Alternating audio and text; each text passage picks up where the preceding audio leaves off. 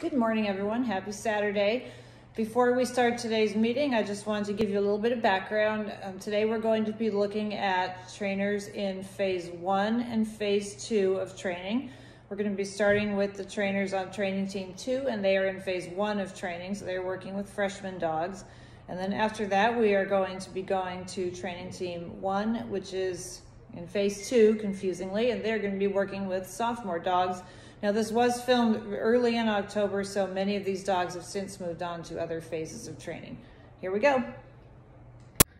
Hello, everybody. I'm Christy Bain, and I'm here with Jen Johnson, who's the manager of Training Team 2. And Jen, who do you have here with you? Hi, everyone. This is Slater. Hi, Slater. You're very cute. And what stage are you guys? I know you're in phase 1, but what are you guys working on right now, and how long have these dogs been in training? Let me start with that. How long have they been in training? These dogs came in September 19th, so I guess it's been about 3.5 weeks or so. Okay. We didn't work with them the first week that they were here, so this is only our second week. We're in the second week of working with them. So we focus on a lot of impulse control in these first couple of weeks. We focus on that too a lot in puppy raising, so it's good to see that that carries on to probably all the way through their training, right? That's what we want to hear. Okay, good. So we try to do it pretty structured in the first couple of weeks with impulse control. I see a chart there on the wall behind you. That looks really organized.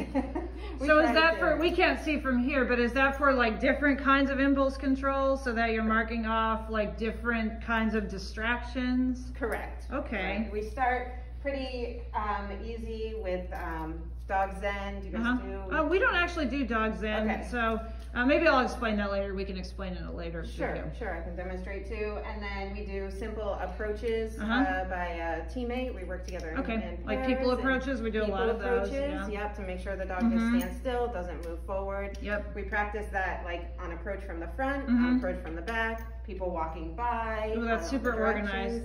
Right. I think as a puppy raiser, I would like to have one of those charts to help make sure that I did all my stuff right. So I bet you that's one thing that might come out of this this meeting. Yeah. Okay. And then we move on to food on the ground, which is what I'm going to demonstrate with Slater here. And then we do scenting, so they need to walk through the grass without sniffing, and they need to walk along. Yeah. Yes, it's very tough, especially for Slater. He's intact, so there's a little bit of wiggle room for these dogs that you're fighting nature a little bit. For sure, we understand. It's a lot easier to work with that stuff once they are neutered. Is that correct? Exactly. Yeah. Exactly. Okay. It takes a little while, but he's progressing very well. Okay. He likes to learn. Good voice. Then we do some we do some target stick in between too. So I'm going to show you how we use the target stick with the distractions. Okay. And then we move on to platforms for positioning and stuff. And then we'll open up this big room. So we'll take out all the partitions. We'll make it bigger. Yep. Okay. And now that we've worked on most of the distractions individually, then we'll start working on the distractions, multiple distractions. Oh, fun. So like a distraction obstacle course, kind of. Kind of. We'll open up this big room and first we'll teach them to target the door, or we'll work target stick to target stick on each end with nothing. So they already know kind of that route. That would be their first route. And then we'll put down a pile of food. And now they have to walk target stick to target stick with the pile of food there. And once they all can do that successfully, then we'll add in, maybe we'll put a dog on tie down in here. In a far corner, with some distance from where they're supposed to be targeting. And then once they can all do that, then we'll add in maybe some toys and or maybe for some dogs we might have them target the platform. Whatever is their biggest motivator is what we'll do for that particular dog. Very good. So we talk a lot in puppy raising about how you have to control distance when you're working on impulse control. Is that still true here when they go into formal training? So you want to build up their ability to work closer to distractions rather than letting them get so close they lunge for it, right? Absolutely. And I will demonstrate that with Slater with the target stick and some food on the ground right now, and we'll work closer to it. All right, you heard it from a trainer, puppy raisers. Thank you, Jen. We'll start working in a minute. All right, so we're about to start this first exercise with Slater here. Jen, can you just tell us briefly what we're going to do? What I'm going to do is start with him nose targeting the target stick, which he's already done before, so this might progress pretty quickly. And once he gets really reliable on that target stick, then I'm going to put a pile of food somewhere else in this big room at quite a distance. Okay. And he already knows that the target stick is a guarantee for a reward. Yep. So my goal look at him. He looks like he already wants to go. Yeah, I'm definitely holding him back, which is great. Yes. So he already knows the target stick has a guarantee for a reward. But now he's going to have to make a choice between a giant pile of food that's over there, or that might be a reward, or this target stick that has been a reward every time. And then what I'll do is I'll move the target stick closer. And I'll also, not at the same time, but I'll increase my distance from the target stick. Okay. All right, sounds good. He looks like he's ready, so we won't keep him waiting anymore. Are you ready? Okay, let's go. Oh, good boy. Somebody else sniff it? Good boy. That's a good boy. Good.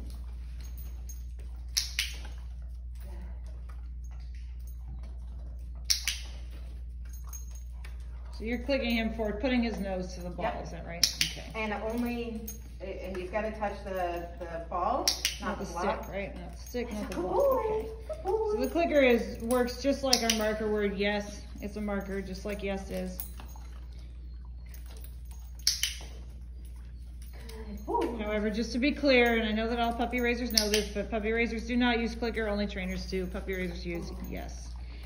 And I really want him to have a sense of purpose, to go straight to that target stick. Yep, that's what he's doing. I don't want him to sniff on his way there or look at you on the way there.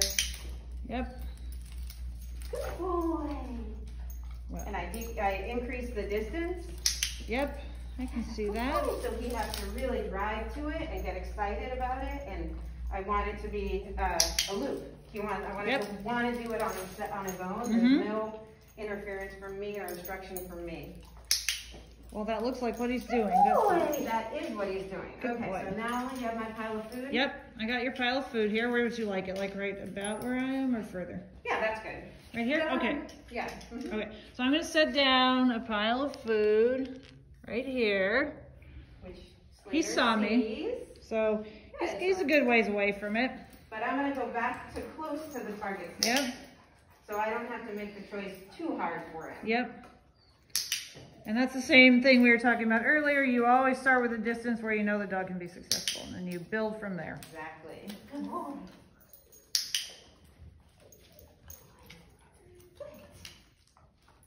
That looks like a choice.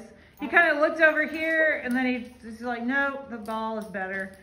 I will definitely get something at the ball. So right now I'm clicking him for something that he knows, the target stick, but I will eventually get to the point where I click him for the choice being made. Right. That's when I, walk up the harness and really start working him. Yep. And there's a bigger distance between the choice and the target. Yep. Then I'll start rewarding for him making the choice and also for getting to his target. Yep. Good boy. So they need a lot of repetitions of being successful at each step, is that right? That is correct. Okay. Same thing in puppy raising. Good boy. But it's also a lot of fun.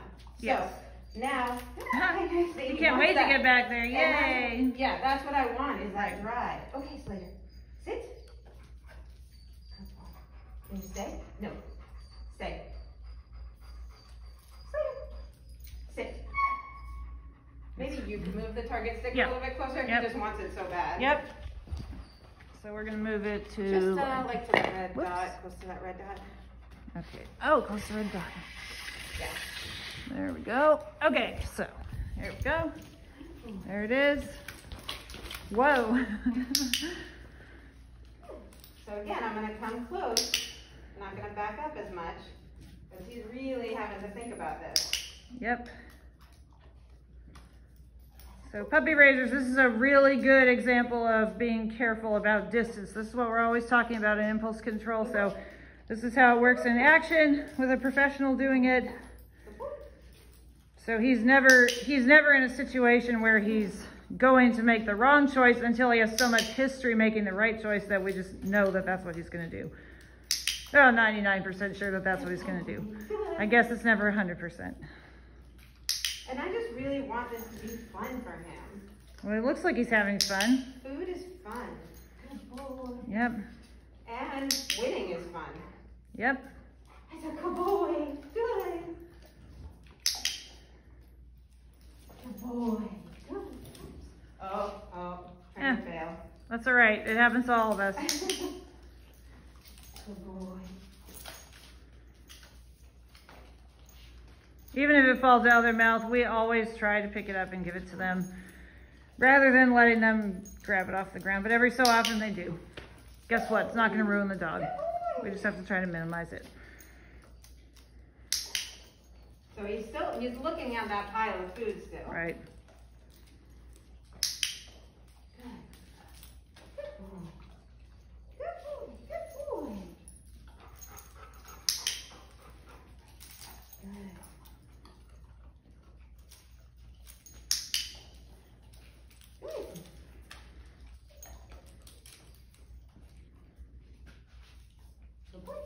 Good boy, I'm not going to click for that because that wasn't what I'm looking for. That's what I'm looking for, is that purpose. Right, so you really have to know in your own head what you're going to click for or what you're going to mark and reward for, because if you're not sure what your criteria are, then your dog is not going to be sure either. Yeah, and you have to stick with it too. Because if you get wishy-washy, they pick up on that really quick. And that's what confuses them. So I'm going to take a little break with him because he seems his motivation is going down. And I don't want to train that into him. Okay, so we'll turn to the camera. Hi everyone. So what we just saw was Jen working with a brand new freshman dog. She was working on a couple different things. The first was impulse control, and the other built into the impulse control was building drive towards a target. So that's what she was having him do by having Slater walk towards that ball on a stick. Even when it required him to walk past food on the ground, she was making the target more valuable than the distraction. So that is kind of the next step that the trainers build on when they get your puppies in for training. So all of the work that we do with them, as far as ignoring food on the ground and ignoring food that's offered to them, all of those things are going to come into play when they go into formal training as well. And that is an example of the trainer taking it to the next level. Now, Jen mentioned Doggy Zen or Puppy Zen. That's a game that currently, as of this video, we don't practice in puppy. That may change sometime in the future, may not. It just basically refers to extending food towards the dog and having the dog not grab for it. So the dog gets the food when it stops trying to get the food, which is how it gets the name Puppy Zen. Just wanted to explain it, but again, that's not a thing that we're doing in puppy raising right now. Not that it never will be. Maybe it will. We don't know. All right, we're going to move on from this to an exercise that's more familiar, which is Caitlin working outside with another of our new freshman dogs on another exercise that will look very familiar to some of you. All right, we're outside with the trainer Caitlin and her dog. Who is this dog, Caitlin? This is Hero. This is Hero. Okay, and what are we working on with Hero? We are working on the approach by a stranger. Oh, that's exciting for a lot of dogs. Definitely. Yeah, have you guys worked on this before? We have done a couple sessions on it. Yep. Okay. So we're looking for her to just remain still and, not surging towards the stranger as they approach. Okay, so you're going to reward her for just standing and not pulling on leash. Correct. Is that right? Yep. Okay. And Jen's going to be your helper here. Hi. Okay, so Jen's starting from a far distance. Good. Just like we do in meetings, you never want to start too close until the dog has been successful with a further distance away. And my job is to read the dog and not push her to the point where she's not going to be successful. That's right. The distractor is really important. It's really important that they know what they're doing. We've all had those people that come up and say, oh, you need to practice your distraction while they're petting your dog, and your dog's getting really excited, and that's not what they're practicing at all. But Jen's not doing that. She's doing it right. So watch Jen and do how she does.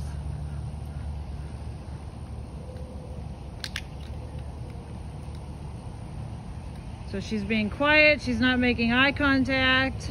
She's not putting her hands out. All she's doing is moving, and she's moving to different places around the dog. So just because the dog knows how to hold position when you're coming up to its face does not mean that it knows how to hold position when you're coming up from the side or from behind. So she's altering all of those things, and Hero's doing really nice. Not pulling on the leash. Good. So now I feel like I can push her a little bit more. but I'm gonna crouch down, but at a distance. Yep. Because that can be a struggle for her. Yep, so every time you change one thing, you got to make something else easier. So her position is now more exciting, so her distance has to be further. This kind of goes back to the 3 Ds. We don't want to work on distance, distraction, and duration all at the same time.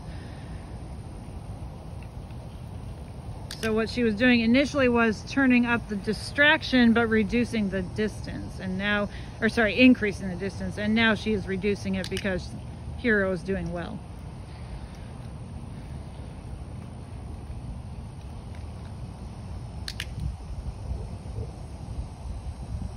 So that little tail wag tells me that she's thinking about the choices she's making. Right. And that's perfect. Yep. I sometimes tell people to mark the tail wag, because if you don't, then the next thing is going to be the dog pulling. Exactly. So we want to reward them when we know they want to go, but before they actually go.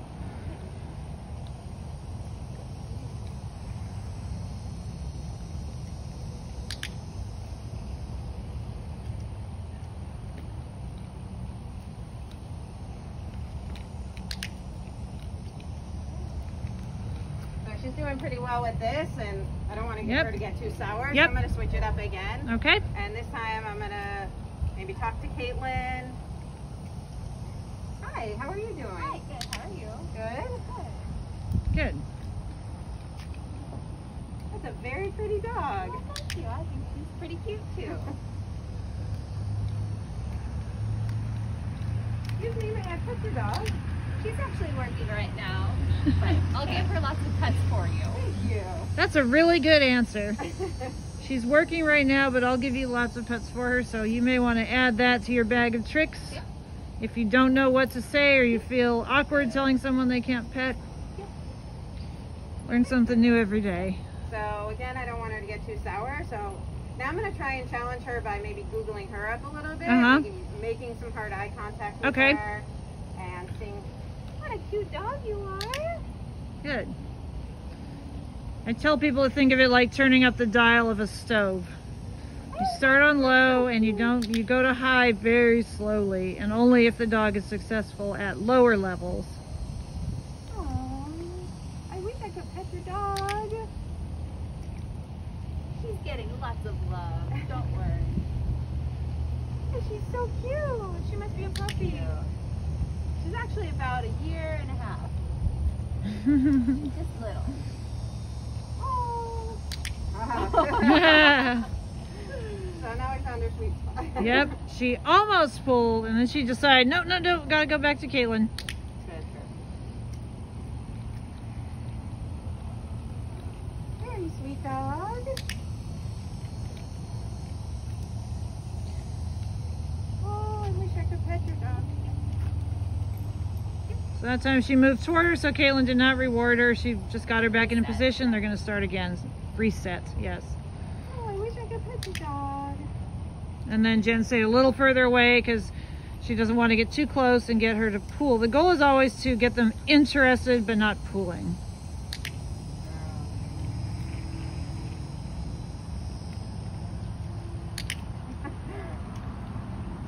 So a lot of you will recognize this exercise from meetings, so you can see they continue this same exercise as they go into formal training.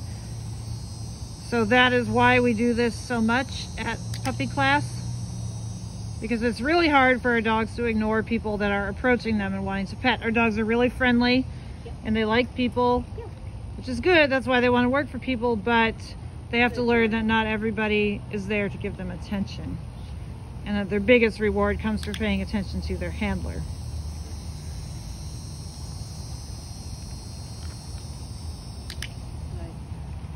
I think she's learning it. I think she gets the idea. Very nice. So cute. She's standing so nice and still. She is.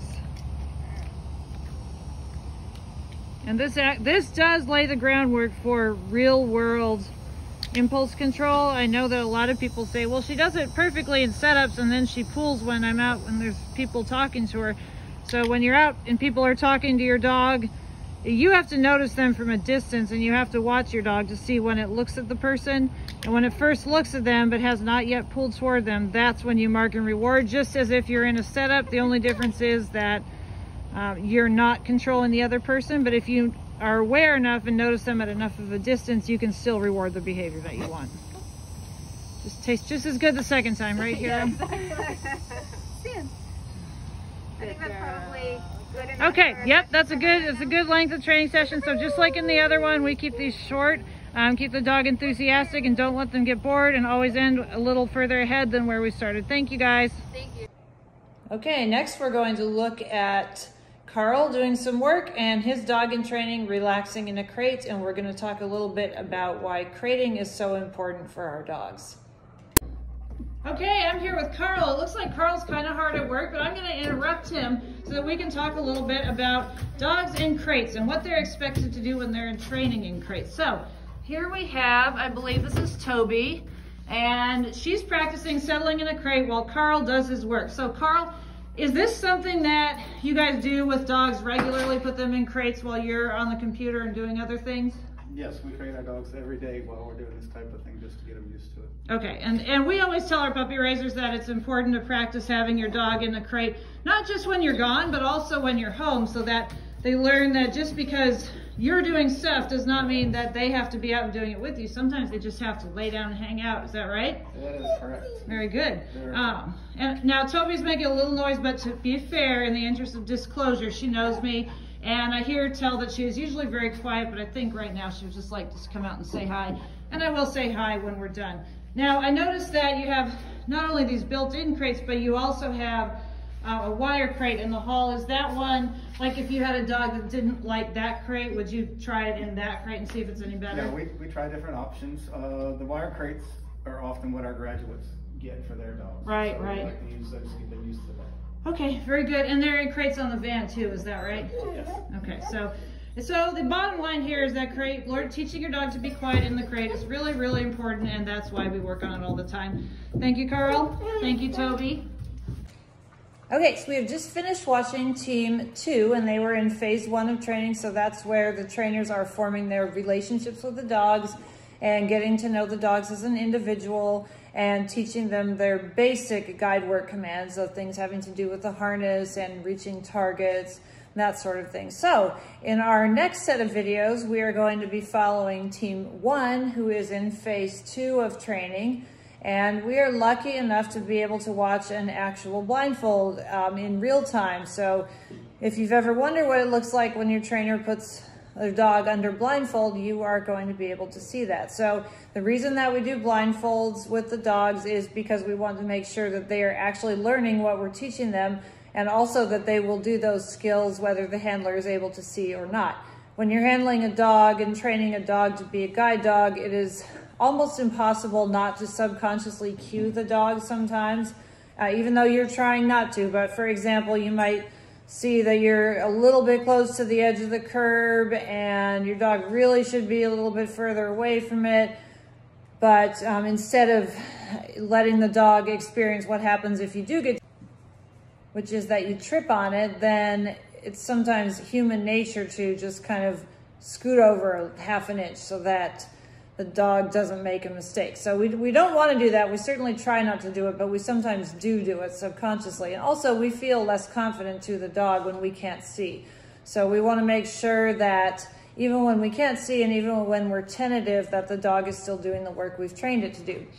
So we expect the dog to make some mistakes probably on this first blindfold. They have not been in harness that long and they're relatively inexperienced as guide dogs. So when the dog makes a mistake, say they don't stop for a curb or they let you bump into an object, then the trainer will do what's called reworking, which means that they will turn the dog around, go back several steps, and reapproach the place where they made the error and give the dog a chance to do it correctly. So let's follow along with Marissa and Tahoe, her guide dog in training, and see how the blindfold goes. Okay, so we're here with Marissa Blanco, who's the manager of Team 1, and Lynn Venus is going to be supervising Marissa while she does her. Marissa, tell us what you're going to be doing today. So today we are going to be conducting our phase 2 blindfold, which is where the dogs have learned, and they're going to be able to show off their skills they've learned with maneuvering around passable obstacles. Okay. Obstructions, which is something that's blocking your entire path. Okay. That the dog may have to leave to go into the grass or to the road and then recover back. Okay. And as well as overhangs, we also are doing country travel. Okay. What's country travel? So country travel is where you don't have a sidewalk to work along. So the dog is taught to shoreline on the left side. So you're going against the traffic. Okay. If at any point we encounter a vehicle or I hear a car coming, I'm simply going to ask my dog left, and then we're going to get off the road. Okay. So. And when you say shoreline and walk on the left side, does that have anything to do with us walking our puppies on the left side, like when we're on sidewalks and malls and paths? Yes. So that's why we want to do that, to make them learn that that's kind of where they're supposed to be, right? Yes. Very much so. Awesome. And who's this? This is Tahoe. Hi, she Tahoe. Is a black lab female. Yes. You ready, Tahoe? Ready to be a movie star? So. Yeah, I think she is. Marissa, do you ever, when you start a blindfold, do you ever have a feeling of whether it's going to be good or bad, or what's going to happen, or how it's going to go? We already have a sense of, you know, this is going to go really smooth, or maybe we've been working on challenges. So if we encounter maybe small animals or a squirrel on a route, that might be a little challenging. Okay. But overall, you know, they usually go very well. And how long has Tahoe been in training now? Tahoe has been in training for about a month and a half, I had to think. Perfect. And this is her first time that you're wearing the blindfold, right? Yes. Okay. Yes. Okay, so we're not expecting it to be perfect. We're just kind of seeing where they are and what you need to work on in the upcoming So there weeks. may be times where she does make an error, Uh-huh. and we would rework or reset. Okay. So that's not anything that could potentially fail her. Very good. You know, evaluation. Right. But if there are dogs that maybe have a few strikes against them, we usually have a couple weeks, we'll redo the course. Okay. And then conduct it again with either a Rick or another manager. Very good. And while you're doing this, Lynn is going to be watching you, right? So so what is the job of the person who's watching in the blindfold? So Lynn will be my spotter to make sure I don't get hurt in case my dog were to get distracted. Okay. So Lynn's job is to make sure she's going to keep obviously social distancing. Yes. Change things, but it's my job to also listen to. So if she tells me to stop. Yes. I better listen and stop. Okay. And if I stop, I'm going to search out. Yes. Maybe my dog was going to stop for an overhang or a curb. Yep. But maybe they got a little visually distracted by either another trainer or a dog or a squirrel. So one of those birds behind you in the background. Yeah. Okay. So she has a very important job to make sure the person she's spotting is also safe as well in case the dog were to make an error. Very good. All right, thank you guys. We're going to get started soon. I totally forgot. Safety is super important, right? We want to make sure nobody gets hit by a car while they're doing their blindfolds. Thank you. All right, everybody needs to stay safe. All right, here we go. We have an obstacle in the middle of the crossing. You can go one way or the other around it. Good, she's going around it and coming up to the curb. Is she gonna stop? Yes, she is, very good. So for the dog, it feels a little bit different when the handler has their eyes closed for the first time. The handler doesn't feel quite as confident. There's our spotter running to keep Marissa safe. She doesn't need to, but she's ready in case she needs to.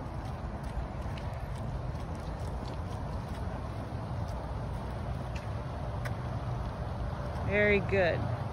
She stops with her front feet on the tactile strip so Marissa can feel where she is. Across the street. She said straight, find the curb. That's just the thing we say to them to remind them where they're going and what we want them to do.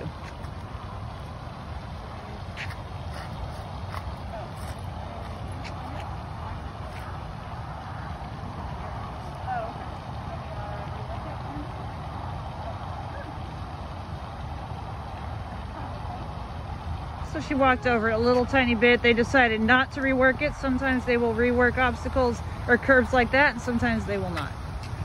It's up to the trainer based on what they know about the dog.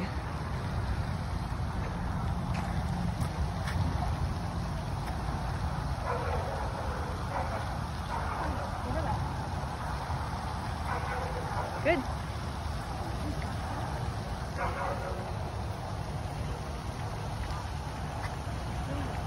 we have an overhead obstacle here, and it looks like Tahoe might be thinking about taking Marissa around to the side of it. She's being careful because that obviously puts her close to the edge too. So Marissa's showing Tahoe, I would like you to show me where that is. Good girl.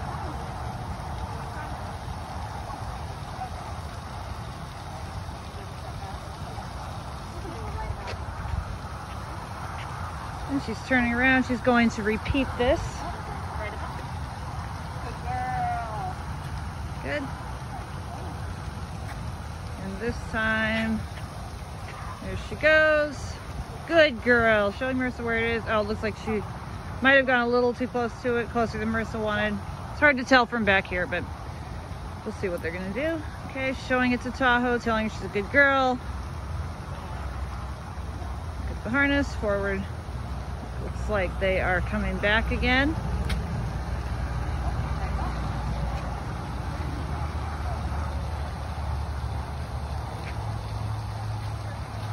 Good. Good girl.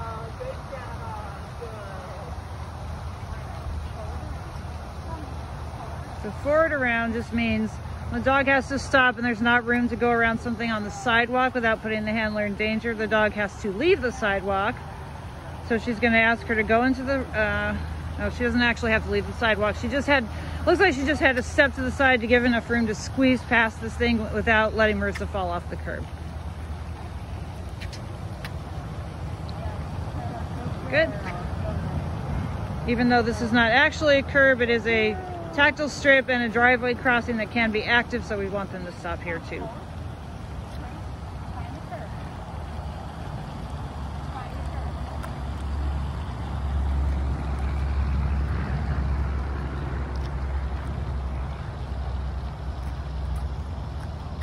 Very nice.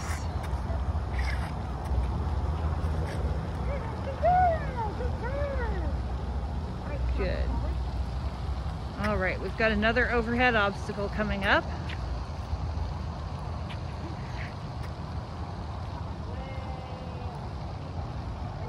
So Tahoe stopped. Marissa's feeling for it.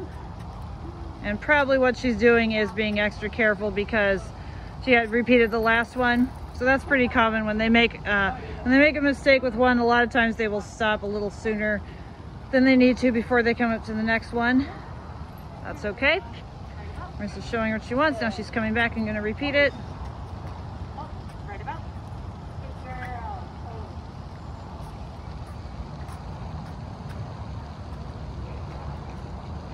Perfect.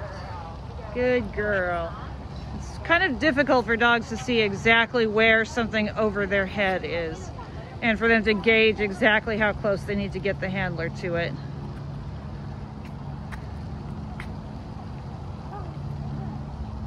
Good. So they're kind of deciding, do I need to step into the street or do I not? Marissa's deciding, no, I don't need to. I can get around that safely. Good.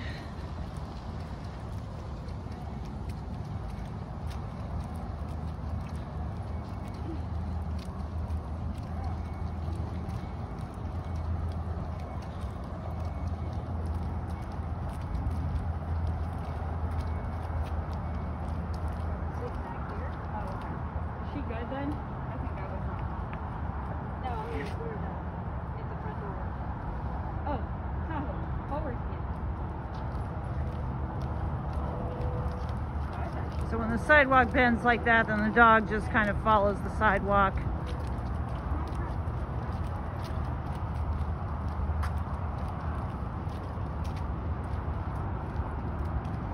This is, it looks like a...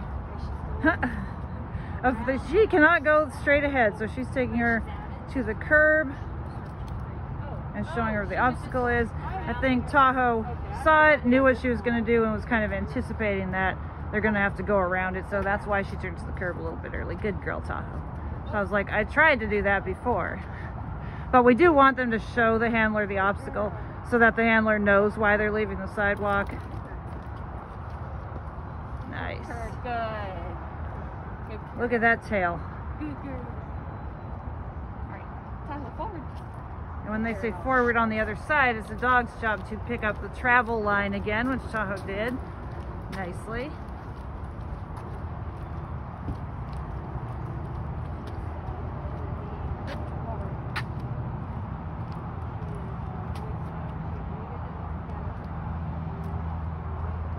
And even though we always want the dog to show us the obstacle, but sometimes the dog will do what we call anticipating. So like she knows full well she can't keep going straight ahead. So that's why she turned to the curb early, because she's like, well, I know we can't go that way, so we must have to go that way. Good.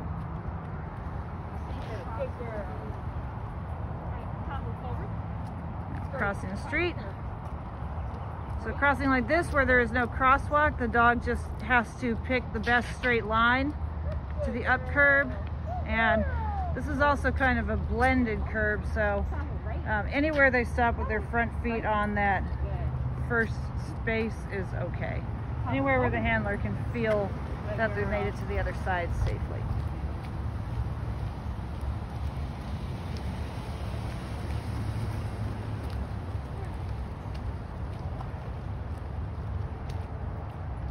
Yay, good girl. She's showing Marissa the obstacle. Very good. Oh, I thought these were our obstacles.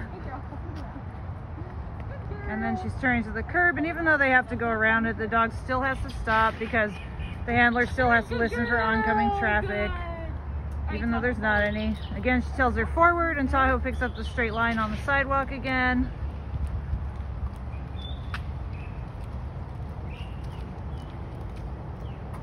Okay, here we have a bunch of kind of zigzag obstacles, so she's going to have to go to the right and then to the left, and to the right and then to the left again. Good. Good job. And her pace slowed just a little bit. She's being responsible because she has to make a lot of small moves in a not very big space, so she was being very careful not to let Marissa bump into anything. Good. So she stopped on the bumps there.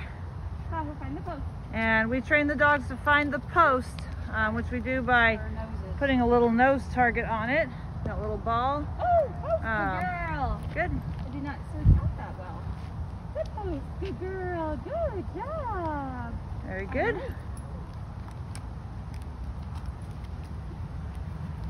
And is the gate open? Yeah, and the gate is open. Okay. Forward. So now we're going to go, she takes one step or two steps forward, and we're going to cross the street. No, we're not going to cross the street, just kidding. I just haven't done this route long enough that I forgot where we're going. Are we good, Lon? Yeah. Oh, no.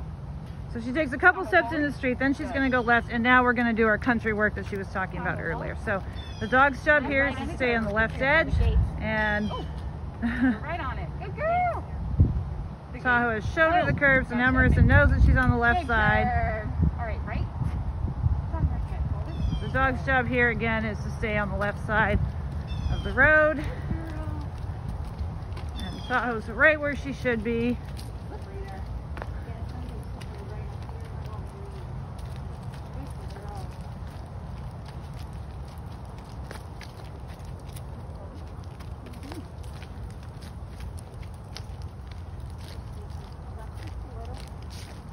And when we come up to the corner, she's going to bend around to the left and follow the edge.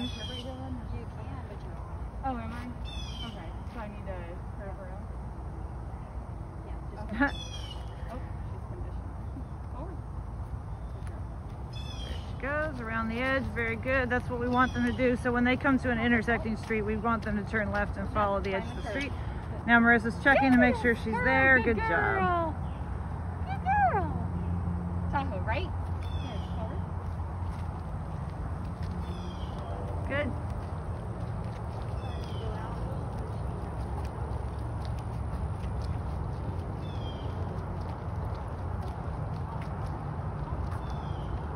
They're going to stop here. Just checking to make sure she's still where she's supposed to be. Right about.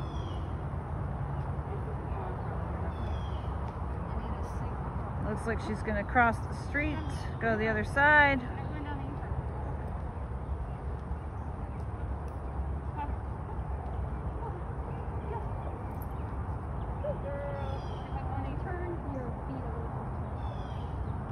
Lynn's just giving her a little bit of orientation information.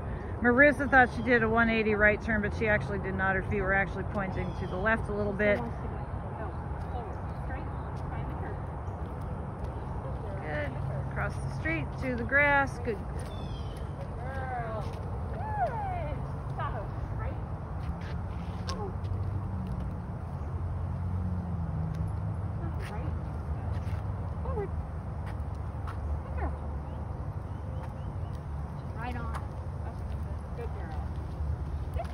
Tahoe definitely knows she's supposed to be on the left over here, I would say.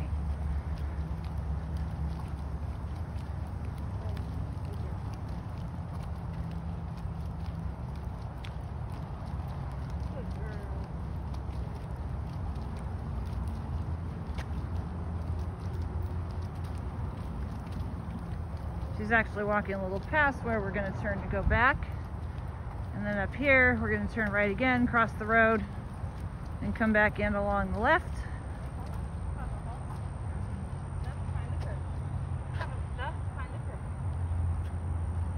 So the handler does always have to check to make sure the dog's where they're supposed to be. Even though it's the dog's job to follow the left edge, the handler still has to make sure that the dog is actually doing it. So it's teamwork. And we're gonna wait here because we have a car coming. It's really easy under blindfold, at least it was for me, to forget that there are actually cars on the road where I'm working. So that's another reason we have a spotter. It's easy for the handler to get kind of focused on the dog and forget that there's cars moving.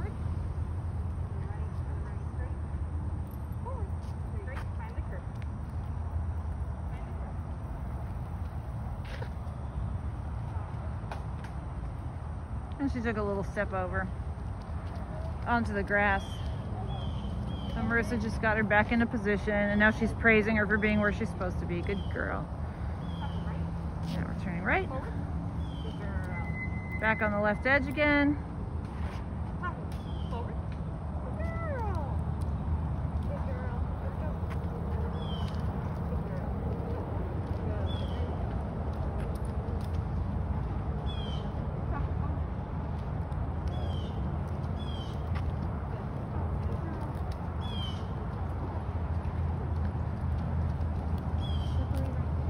Back into the property, and again the dog's supposed to follow the left edge, which she's doing when it bends around a little bit. Good. Now Marissa knows where she is. Good. Good girl. Tahoe, right? Forward. Good girl. Good girl. Coming back in. This should be interesting. So the gate is closed in front of us and the bar is down.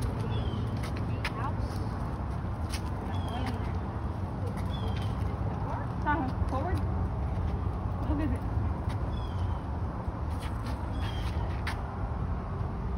Good girl, Tahoe. So she stopped and showed Marissa the barricade there. Good job. All right, Tahoe, forward around. This is a pretty complex situation. Showing her the median strip. Good curve. Okay, so try to trail this around. Forward around.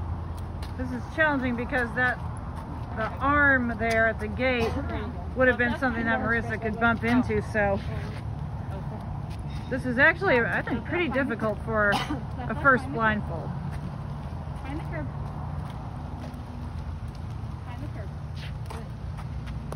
There she is. Good girl. Good girl. Good girl. Good job.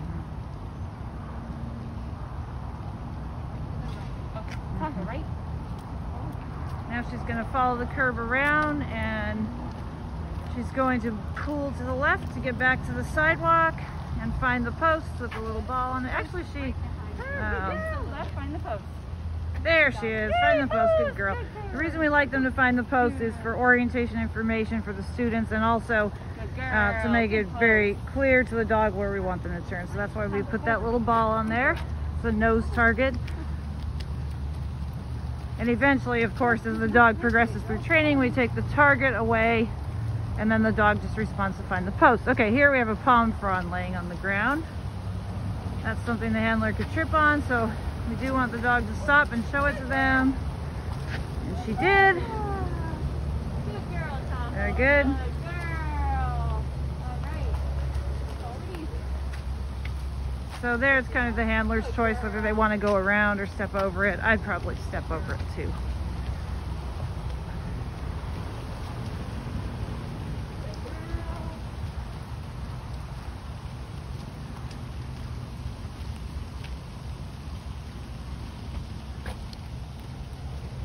This is a hard one because not only is the sidewalk blocked, but so is the curb to the right of it.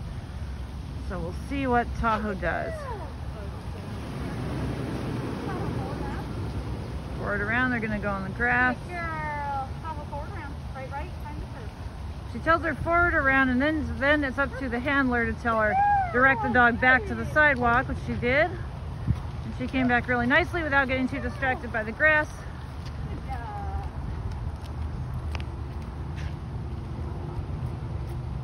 Very nice. That was a good stop. Girl, good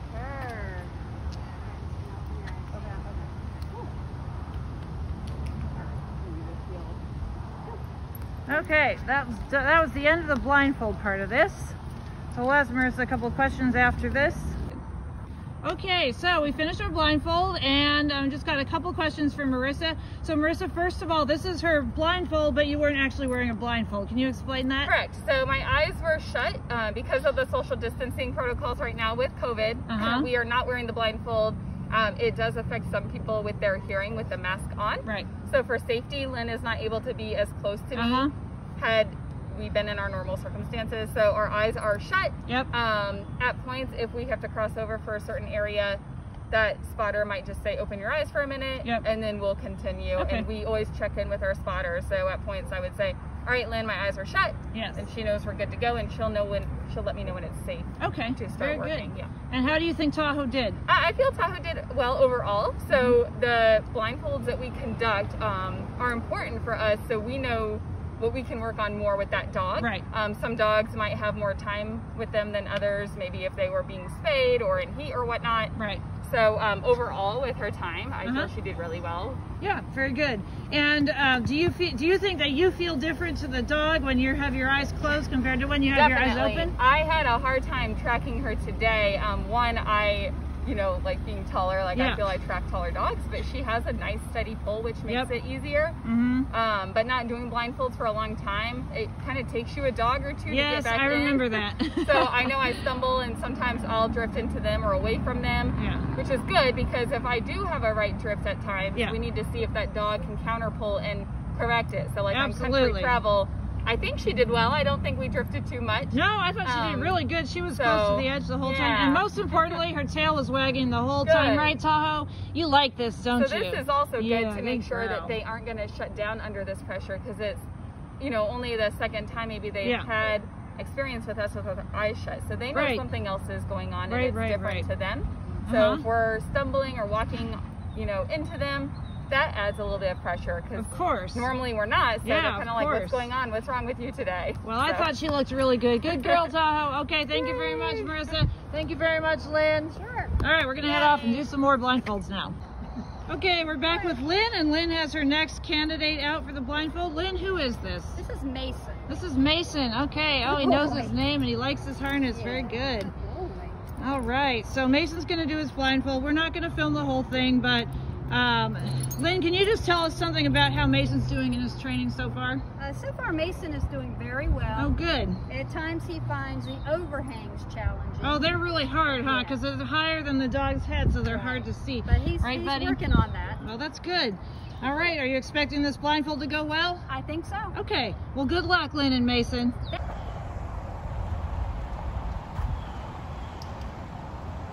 There's Mason, tail up.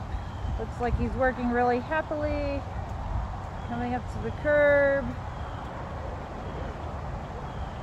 Very nice. Good boy, Mason, and there's that tail. All right, so unfortunately, we do not get the chance to do a blindfold video with every dog in training, We did not see a lot of Mason, but what we did see looked good, and Lynn did say that he did very well on his test, the blindfold test, and I wanted to point out that with Mason, just like with Tahoe, his tail was up and wagging much of the time, and that is how we like to see them. We like to see happy workers. And now we're just going to meet a couple other members of Team 1, Gabrielle and Tony.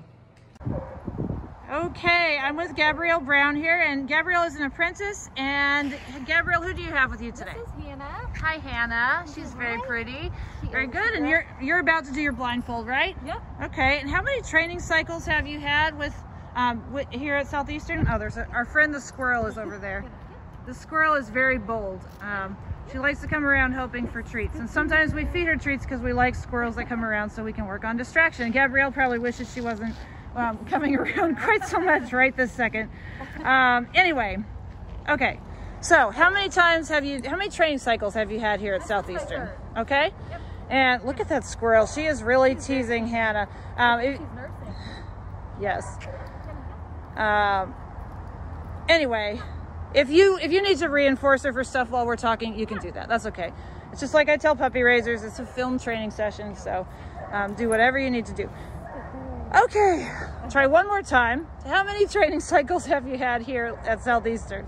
This is my 3rd cycle. Okay, so in every one of those cycles you do blindfolds with your dogs, right?